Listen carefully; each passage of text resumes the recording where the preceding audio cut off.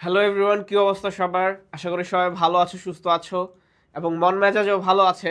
যে সব দিক থেকে বিকজ মানে সবাই এখন একটা ফেস্টিভ মুডে আছে, লাইক ঈদ ঈদ লাগতেছে। চারপাশে দেখতেছি মানুষজন ঢাকা শহর ছেড়ে চলে যাচ্ছে। হ্যাঁ, অনেকদিন পরে ভোট টোট দিবে। তোমাদেরও তো মনে হয় ভোট দেওয়ার বয়স হয়ে গেছে, নাকি হয় নাই?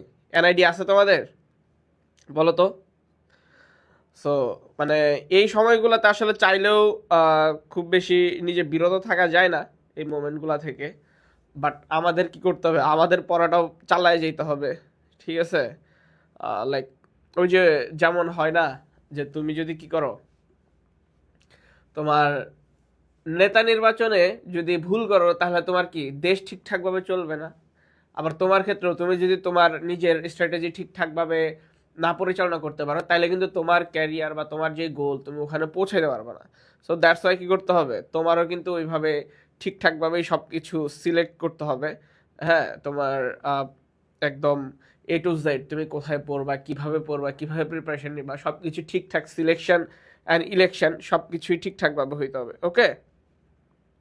তো সবাই একটু দ্রুত জয়েন করবা। সবাই দ্রুত জয়েন করার পর হচ্ছে কি আমরা কিছু প্রশ্ন সমাধানে চলে যাব। আমাদের রেগুলার জিএসটির জন্য যে ফ্রি ক্লাসগুলো চলতেছে, তো আমাদের হাতে শেষমেশ হচ্ছে কি গুচ্ছ পরীক্ষা বাকি আছে। হ্যাঁ, সো তোমরা যারা হচ্ছে কি পাবলিক ইয়ার হতে চাও, সো এই ক্ষেত্রে তোমাদের লাস্ট ট্রাই, হ্যাঁ, তোমাদের সর্বোচ্চটা দিয়ে কি করতে হবে, মরণ কামড় যেটাকে বলে সেটা দিতে হবে। ওকে? সো তোমরা একটু সবাই আহ, দ্রুত জয়েন হও, যেন আমরা কি করতে পারি, প্র্যাকটিস করা শুরু করে দিতে পারি। ওকে? আচ্ছা।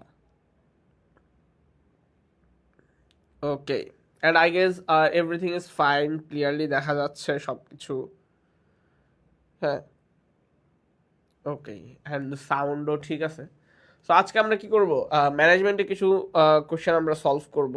সো প্রথমে যদি আমরা দেখি, আমরা প্রশ্ন সমাধানে চলে যাই, বেশি সময় নিব না, যেহেতু সবাই আসলে একদম ফেস্টিভ মুডেই আছো। হ্যাঁ, সবাই দেখতেছি যে বাসায় যাচ্ছে, টিকিট মানে ঈদের সময় যেরকম হয় টিকিট মিকিট পাওয়া যায় না, এরকম হচ্ছে। আমি বাসায় যেতে চাচ্ছি, মানে টিকিট পাচ্ছি না, এই অবস্থা। ওকে। ওয়ালাইকুম আসসালাম আফরোজা। একটু তোমরা তোমাদের ফ্রেন্ডদেরকে অবশ্যই মেনশন করে দিবা, ভাই ব্রাদারদেরকে মেনশন করে দিবা। ওকে? যেন আমরা কি করতে পারি, শুরু থেকেই সবগুলা প্রশ্ন সমাধান করতে পারি। ওকে?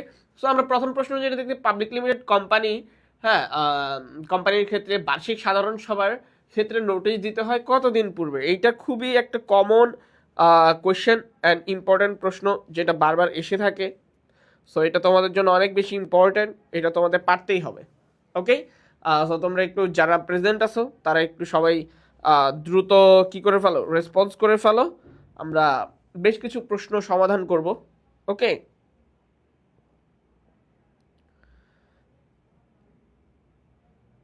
ওকে।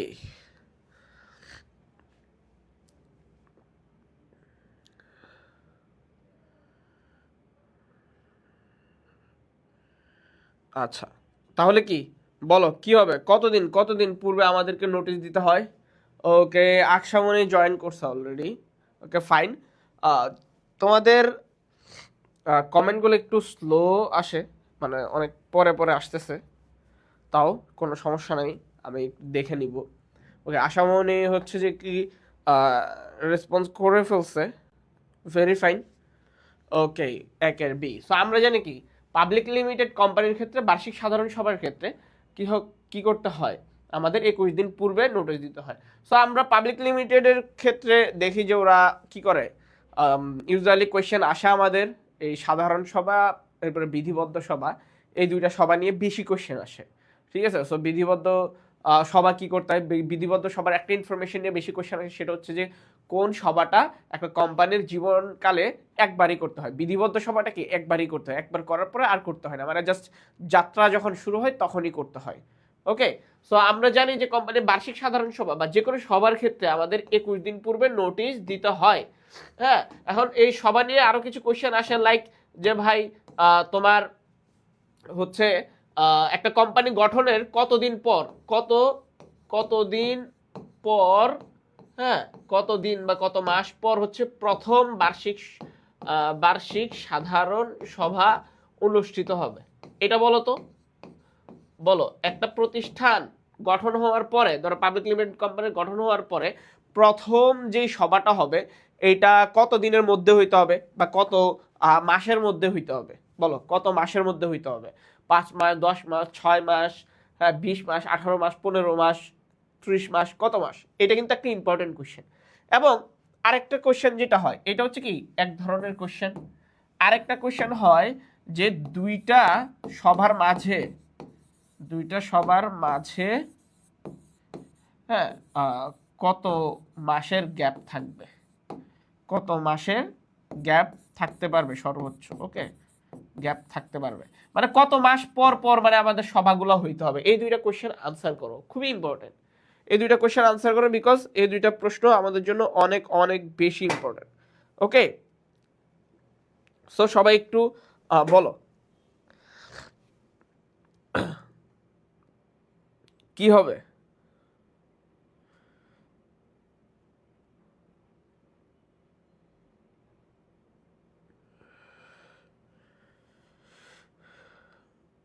ওকে,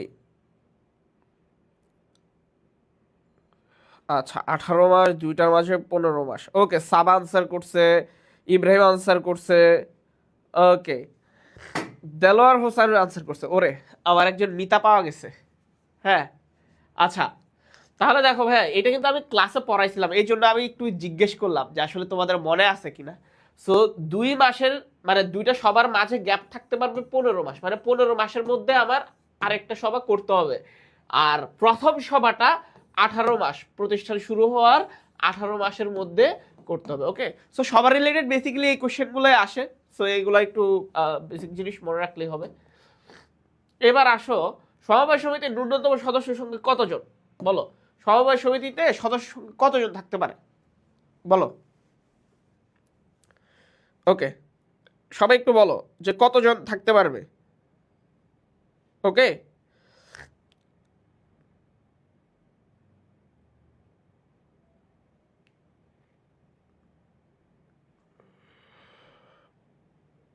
সবাই একটু দ্রুত আনসার করবা।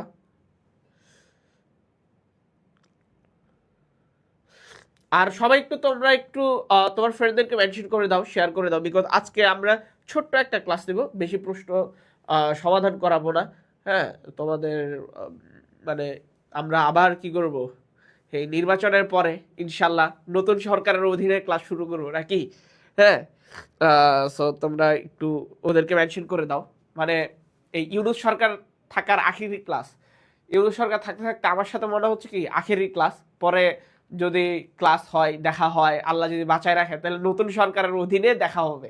ঠিক আছে, সো এই মোমেন্টটাকে আমরা একটু মেমোরেবল করে রাখি, ফ্রেন্ডদেরকে একটু দাওয়াত দিয়ে নিয়ে আসি, তাই না?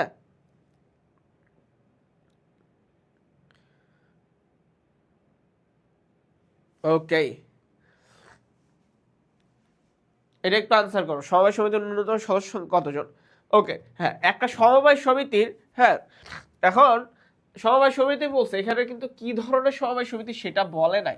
তো আমরা সমবায় সমিতিতে আমরা মানে মূলত প্রধানত আমরা প্রাথমিক, এরপরে কি কেন্দ্রীয়, এরপরে কি জাতীয়, ওকে জাতীয়, এই তিনটা ক্যাটাগরিতে ভাগ করি। তো এই তিনটা ক্যাটাগরির জন্য আলাদা আলাদা সদস্য সংখ্যা আছে। প্রাথমিকের ক্ষেত্রে সবগুলোর ক্ষেত্রে কি ন্যূনতম, কি ন্যূনতম হচ্ছে কতজন? সো এগুলোর ক্ষেত্রে কি ন্যূনতম। আর সর্বোচ্চ কত? সর্বোচ্চ হচ্ছে শেয়ার দ্বারা সীমাবদ্ধ।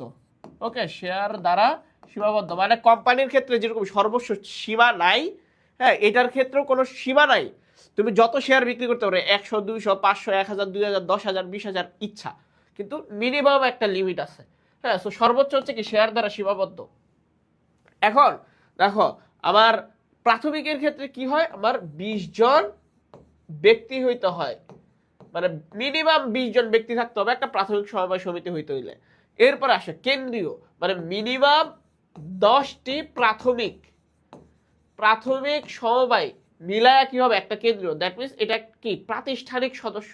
তাহলে কেন্দ্রীয়তে কি ব্যক্তি না, মানে 10 জন ব্যক্তি না, কিন্তু 10টা প্রাথমিক মিলায়া একটা কেন্দ্রীয় হয়। আবার 10টা কেন্দ্রীয় মিলায়া কি হবে, মানে মিনিমাম 10টা কেন্দ্রীয় হবে, 10টা কেন্দ্রীয় মিলিয়ে জাতীয় সমবায় সমিতি হবে। ক্লিয়ার? ক্লিয়ার? ওকে, তাহলে আই গেস এইটা বুঝছো। এখন তোমার প্রশ্ন, ভাই সমবায় সমিতি বলছে, তাহলে এখানে আমরা কোনটা ধরবো? এখন যদি কোনো কিছু বলা না থাকে, শুধু সমবায় বলে, তো শুধু সমবায় বেসিক্যালি মানে প্রাথমিক সমবায়কে রিপ্রেজেন্ট করে। সো ন্যূনতম কতজন হবে? 20 জন। ওকে, ন্যূনতম কতজন? 20 জন। মানে আমি একটু ব্যাখ্যা করে বলে দিলাম যেন কোনো কনফিউশন না থাকে। ডুয়াল সাবঅর্ডিনেশন বিষয়টি ব্যবস্থাপনার কোন নীতির পরিপন্থী? দেখো, ডুয়াল সাবঅর্ডিনেশন মানে কি,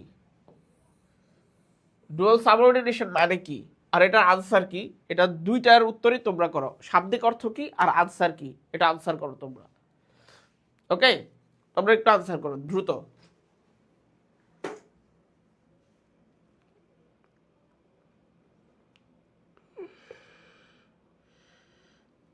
করো করো দ্রুত।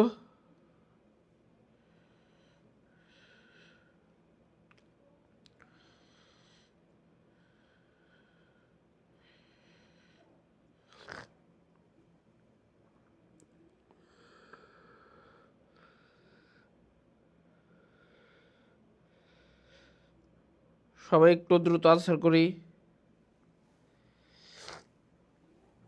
ওকে, আচ্ছা আচ্ছা, তাহলে দেখো ভাই কি হবে, ডুয়াল সাবঅর্ডিনেশন মানে কি? ডুয়াল মানে তো দুই, সাবঅর্ডিনেশন মানে কি? অধীনতা। মানে কি তাহলে? দ্বৈত অধীনতা। ডুয়াল সাবঅর্ডিনেশন মানে কি?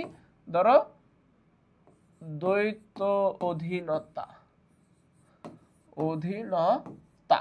ওকে, দ্বৈত অধীনতা আর কি, মানে আমরা বলছিলাম কি যে আহ, আমাদের কি হবে, একজন কর্মীর ঊর্ধ্বতন শুধুমাত্র একজন থাকবে।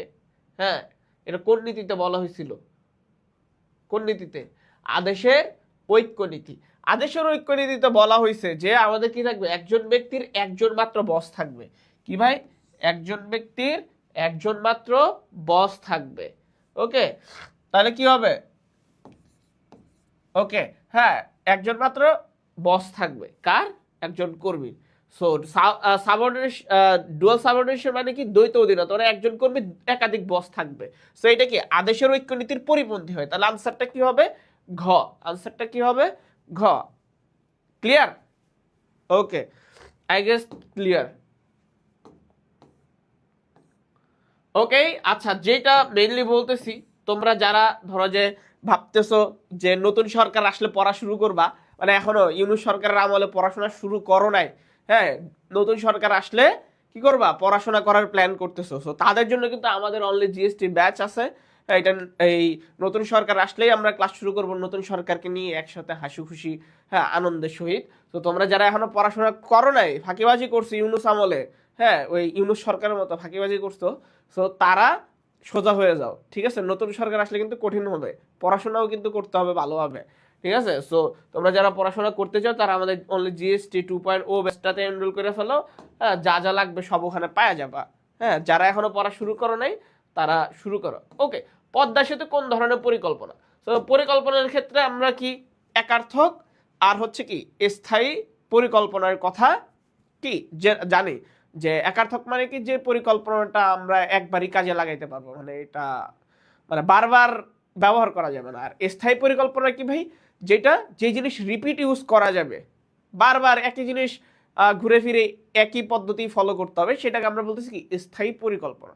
ওকে, তুমি এখানে দেখো পদ্মা সেতু, পদ্মা সেতুর যে পরিকল্পনা, এটা কি ভাই আমার বুড়িগঙ্গায় গিয়ে করলে হবে? এই পরিকল্পনা তুমি আর দুনিয়ার কোথাও কাজে লাগাতে পারবে, কারণ পদ্মা সেতুর, পদ্মা নদীর গভীরতা, পদ্মা নদীর বৈশিষ্ট্যের সাথে আর কোনো কিছুর মিলবে না। তো এইটা ওয়ান টাইম। সো যখন কোনো কিছু ওয়ান টাইম হয় সেটাকে আমরা কি বলি? একার্থক পরিকল্পনা। ওকে, একার্থকের মধ্যে কি কি আছে? লাইক ধরো কর্মসূচি আছে, প্রকল্প আছে, বাজেট আছে, এগুলো হচ্ছে একার্থক পরিকল্পনা। আর স্থায়ী পরিকল্পনার মধ্যে আছে নিপার কৌশল, নীতি, রীতি, পদ্ধতি, কৌশল, এগুলা। ওকে, আই গেস ক্লিয়ার। এবার দেখো সমবায়ের গঠনতন্ত্রকে কি বলা হয়? ভেরি ফাইন একটা কোশ্চেন। হ্যাঁ, গঠনতন্ত্র সমবায়ের। তো এটার সাথে আরেকটা কোশ্চেন আমি অ্যাড করে দেই, ধরো সমবায়ের জায়গায় তুমি এটার আনসারও করিও, কোম্পানির। কোম্পানির ওকে, কোম্পানির গঠনতন্ত্রকে কি বলা হয় আর সমবায়ের গঠনতন্ত্রকে কি বলা হয়, এটা একটু আনসার করবা। ওকে, এটা একটু আনসার করবা, তোমরা করো দ্রুত, দ্রুত আনসার করো।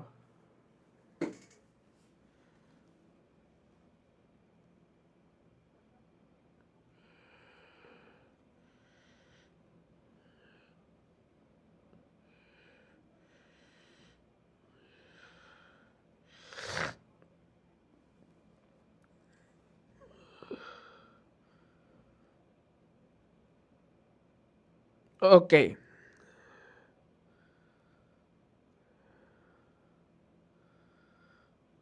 সবাই একটু আনসার করি।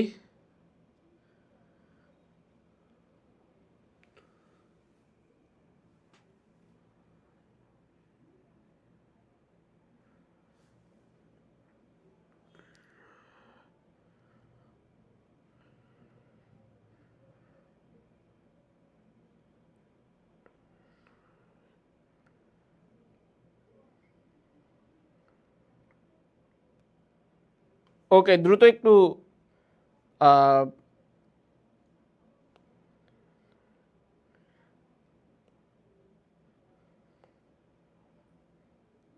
ওকে, আচ্ছা, তাহলে দেখো ভাই, সমবায়ের গঠনতন্ত্রকে আমরা কি বলি?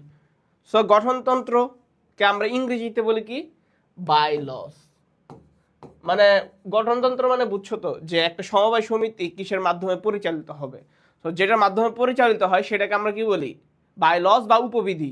হ্যাঁ, যেটাকে আমরা বলি একটা সমবায়ের সংবিধান। কি ভাই? সংবিধান। আর কোম্পানির ক্ষেত্রে সেম, কোম্পানির গঠনতন্ত্রকে আমরা কি বলি? কোম্পানির গঠনতন্ত্রকে আমরা বলি কি? স্মারকলিপি। কি ভাই? স্মারকলিপি। হ্যাঁ, বা সংঘ স্মারক। ওকে, ক্লিয়ার? সো কোম্পানিরটা হবে কি? স্মারক লিপি, আর সমবায়টা হচ্ছে উপবিধি। এই যে সংঘ স্মারক বা স্মারকলিপি যাই বলো। এবার সীমিত দায় বলতে কি বুঝায়? সীমিত দায় বলতে কি বুঝায় ভাই? আয় দ্বারা সীমিত, সম্পত্তি দ্বারা সীমিত, প্রতিশ্রুতি দ্বারা সীমিত, শেয়ার মূল্য দ্বারা সীমিত। এখন একটা ধরো কোম্পানির ক্ষেত্রে বা যারা শেয়ার হোল্ডার, শেয়ার মালিক, তো তাদের দায় কিভাবে সীমিত থাকে এটার ব্যাখ্যাটা জানতে চাইছে। আমরা তো বলছি কি, একটা বলছে অসীম দায় যেখানে সীমা নাই, আর একটা বলছে সীমিত। এই সীমিত দায়টা কি দ্বারা সীমিত হইতে পারে, কিভাবে সীমিত হইতে পারে? এটা কি আয় দ্বারা, যে আয় সীমিত থাকবে, নাকি সম্পত্তি সীমিত থাকবে, নাকি প্রতিশ্রুতি দ্বারা, নাকি শেয়ার মূল্য দ্বারা? এখন দেখো যে বেসিক্যালি আমরা কি জানি, যে সীমিত দায়ে সাধারণত আমরা বলি কি শেয়ার মূল্য দ্বারা সীমাবদ্ধ, মানে শেয়ারে বিনিয়োগ যতটুকু ততটুকুই তার দায়।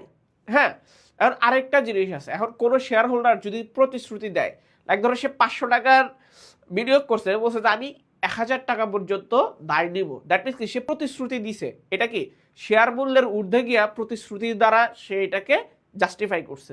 সেই ক্ষেত্রে কি হবে, আমাদের এই সীমিতটা প্রতিশ্রুতি দ্বারাও হইতে পারে, শেয়ার দ্বারাও হইতে পারে। সো আমরা যদি শুধু শেয়ার বলি তাহলে এটা বাদ যাইতেছে গা, সো আনসার অ্যাকুরেট হয় না।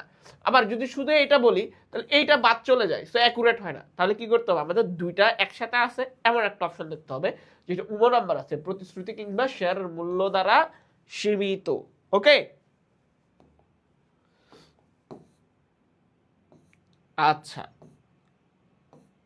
এবার আসে অংশীদারি ব্যবসায় বিলোপ সাধন সম্পর্কে সংশ্লিষ্ট আইন কত ধারায় বলা হয়েছে। ওকে, এর একটা গুড কোয়েশ্চেন, তোমরা একটু আনসার করা হচ্ছে, অংশীদারি ব্যবসায়ের বিলোপ সাধন নিয়ে কত নাম্বার ধারায় বলা হয়েছে। ওকে, জাস্ট এটা একটা সুন্দর এমসিকিউ, সিকোয়েন্স অনুযায়ী মনে রাখতে পারবা।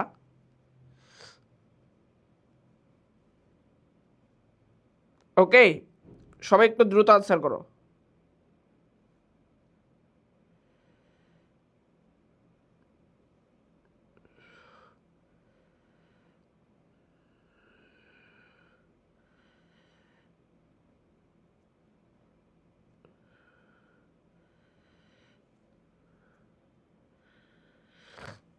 ওকে,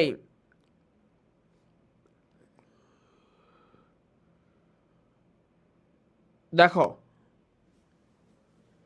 কি হবে, কি হবে? পারবা? ওকে, আচ্ছা দেখো, আমরা বলছি কি অংশীদারি ব্যবসায়ের বিলোপ সাধন যে হয়, হ্যাঁ এই বিলোপ সাধনের যে ধারা, মানে কিসের কোন মাধ্যমে বিলোপ সাধন হবে, সেই ধারাগুলো শুরু হয় কোথায় থেকে? 40 থেকে 44, তাই না? 5টা ধারা।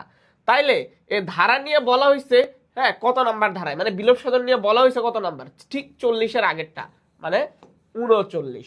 তাহলে কি হবে? এই অবস্থা অংশীদারি ব্যবসার বিলোপ সাধন সম্পর্কে সংশ্লিষ্ট আইনের কত ধারায় বলা হয়েছে? কত?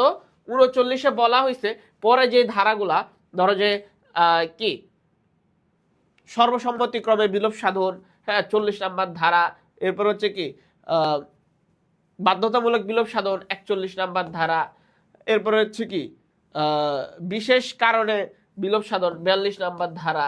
এরপর হচ্ছে কি বিজ্ঞপ্তি দ্বারা বিলোপ সাধন 43 নম্বর ধারা, আদালতের মাধ্যমে বিলোপ সাধন 44 নম্বর ধারা।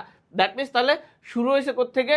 39 ধরে, জাস্ট 40 বিলোপ সাধনের কারণ শুরু হয়েছে, আর এর আগেই 39-এ ব্যাখ্যা করা হয়েছে। এভাবে মনে রাখবো 39 থেকে 44, তাহলে 39-এ কি যে বিলোপ সাধন সম্পর্কে আলোচনা করা হয়েছে। ব্যবস্থাপনা সার্বজনীন কে বলছে? ওকে, এটা কে বলছে? প্লেটো, এরিস্টটল, হ্যাঁ সক্রেটিস, ড্রাকার, হেনরি ফেল। এটা তোমাদের পারার কথা, ম্যানেজমেন্টের বিষয়ে যাদের জ্ঞান আছে তাদের এটা অবশ্যই জানা উচিত। কে বলছে বলো? কে বলছে বলো? কে বলছে?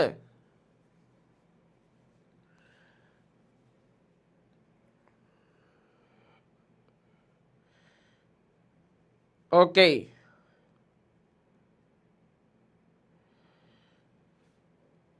আচ্ছা দেখো,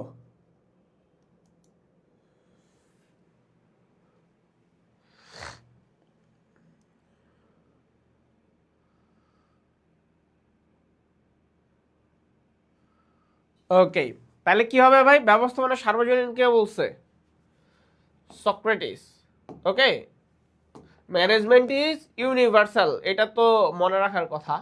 এরপরে এক্স ওয়াই তথ্য কে দিছে? সো এই তত্ত্বগুলো নিয়ে কোশ্চেন কিন্তু আসে, যে উইলিয়াম জি ওচি কি জন্য বিখ্যাত, আব্রাহাম মাসলোর তত্ত্বের নাম কি বা থিওরির নাম কি, হ্যাঁ এরপর ভিক্টর ব্রুম কি থিওরি দিছে, ম্যাকগ্রেগর কি থিওরি দিছে।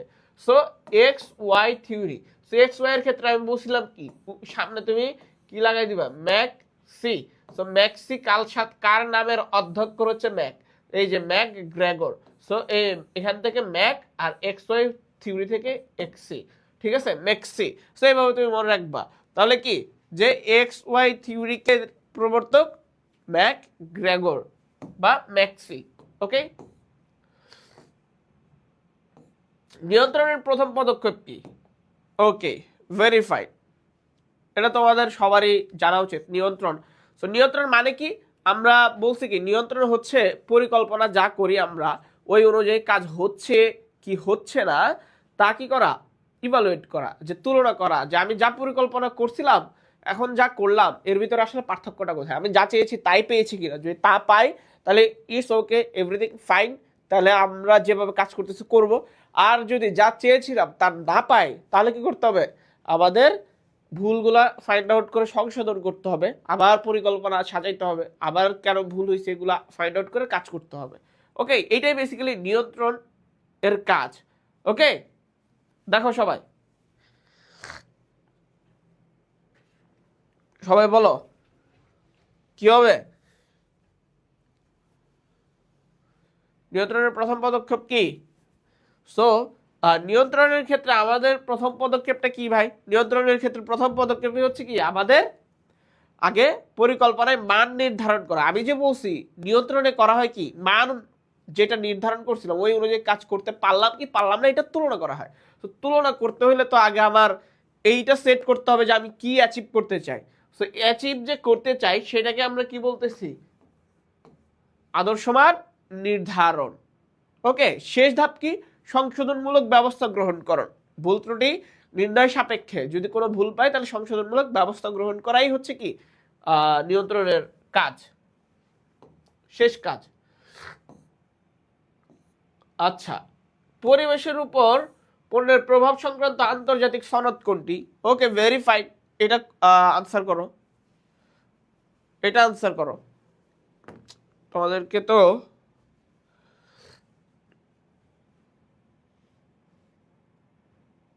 বলো।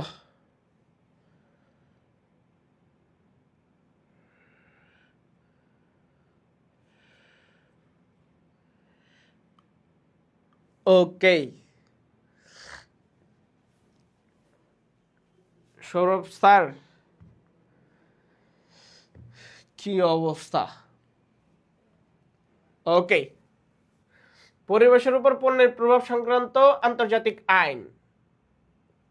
দেখো, পণ্যের মান নিয়ন্ত্রণের ক্ষেত্রে, পণ্যের মান নিয়ন্ত্রণের ক্ষেত্রে ধরো দেশি দেশি প্রতিষ্ঠান কোনটা কাজ করে বলো তো?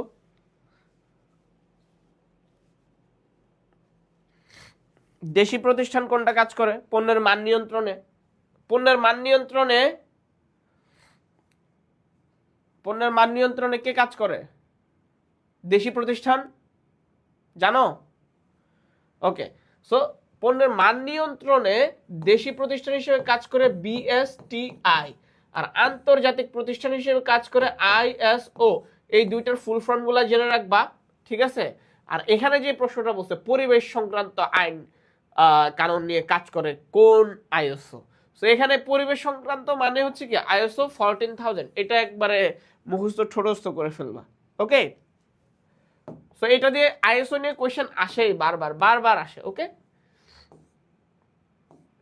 এবার আসো কোনটি স্থায়ী পরিকল্পনা? ওকে, প্রোগ্রাম, প্রজেক্ট, কোনোটাই নয় পলিসি। আচ্ছা, তো আমরা ওই যে ইয়াতে বলছিলাম, যখন আমরা ফার্স্টের দিকে একটা কোয়েশ্চেন পাইছিলাম যে পদ্মা সেতুর,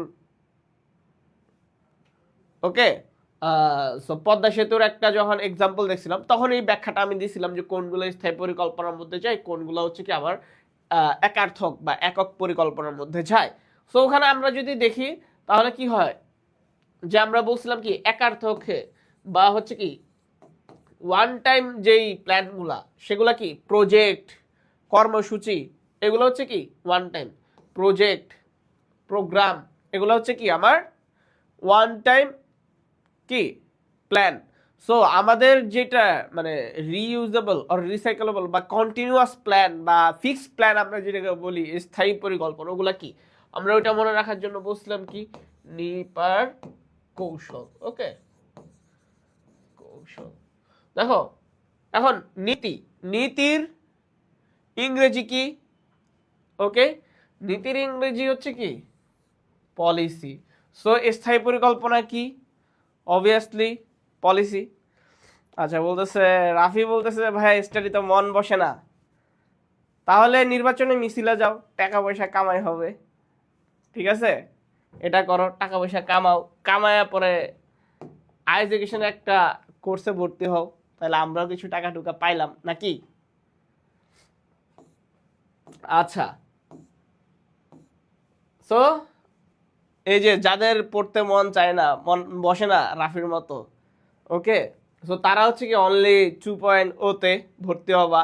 আমরা নতুন সরকারের আমলে কি করব, পড়াশোনা শুরু করব। ঠিক আছে, এতদিন তো ফাঁকিবাজি মারছো, ইটস ফাইন, কিন্তু নতুন সরকারের আমলে আর ফাঁকিবাজি মারিও না। হ্যাঁ, কি করতে হবে, নতুন উদ্যমে কি করতে হবে, আমাদেরকে পড়াশোনা করতে হবে। ওকে, আচ্ছা, হ্যাচারি কোন ধরনের শিল্প বলো? সো শিল্পের এখানে আমরা প্রাথমিক শিল্প, মাধ্যমিক শিল্প, হ্যাঁ,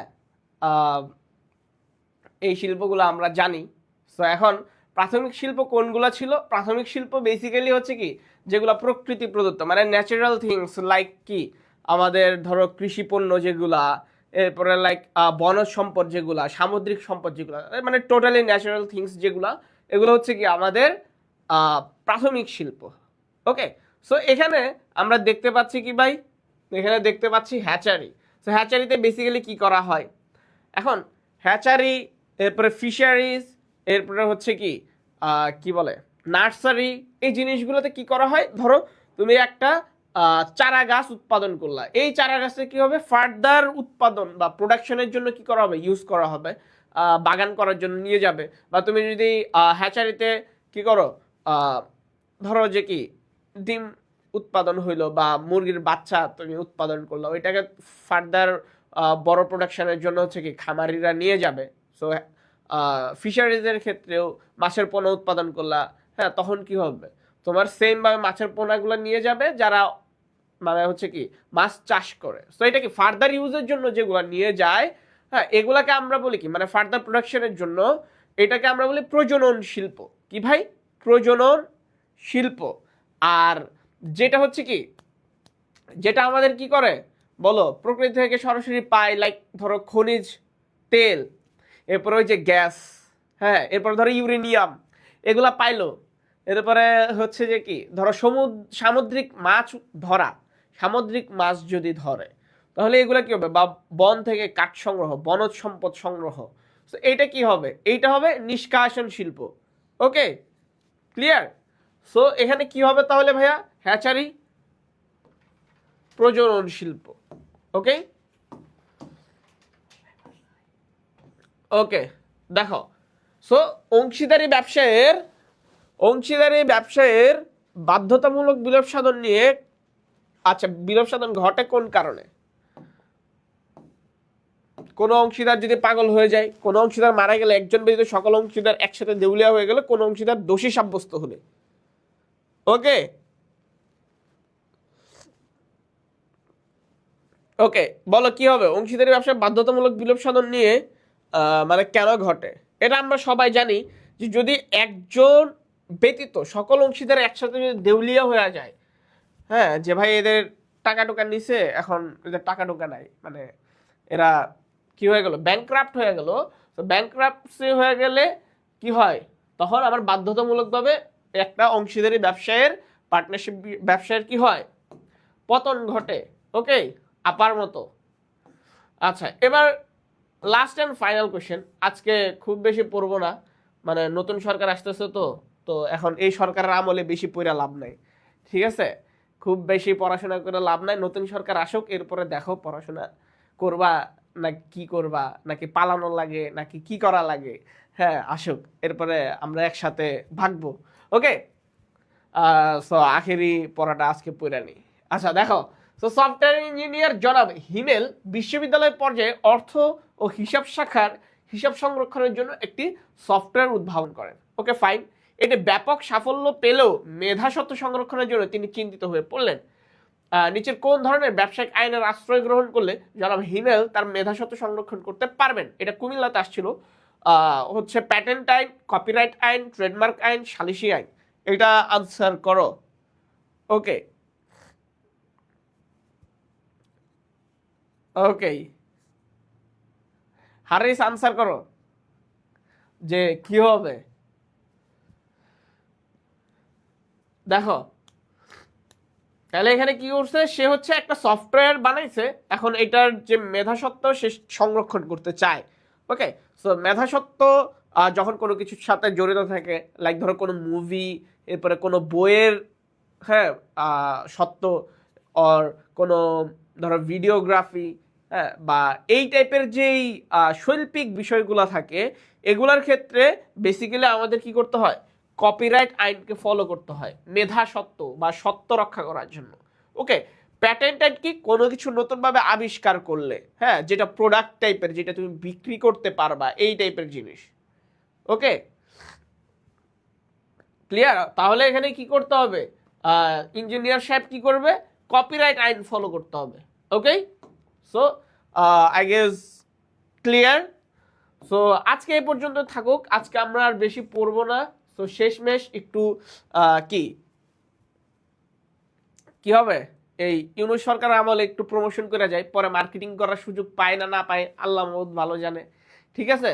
সো মার্কেটিং আর কি করব, সবাই তো জানোই যে কি তোমাদের ভাই এই যে গুচ্ছ পরীক্ষা আসতেছে, তো তোমাদের অনেকেই এখনো চান্স টান্স পাও নাই, এটা নিয়ে খুবই মন খারাপ। মন খারাপ হওয়ার কিছু নাই, অনেকেই চান্স পায় নাই। সো কি করতে হবে, ট্রাই করতে হবে, মানে again and again, again and again করতে থাকো না, পরে দেখা যাক না কি হয়।